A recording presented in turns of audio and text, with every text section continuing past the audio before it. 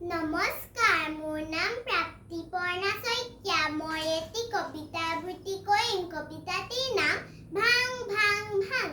কবি কলাগুৰু বিষ্ণুপ্ৰসাদ ৰাভা। ভাং ভাং ভাং ভাং, লোহাৰ শিকৰি ভাং।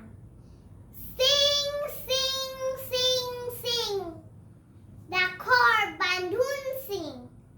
খুল খুল খুল খুল, কাৰাত ফাটাত খুল। ভাং ভাং, দুৱাৰৰ ডাং।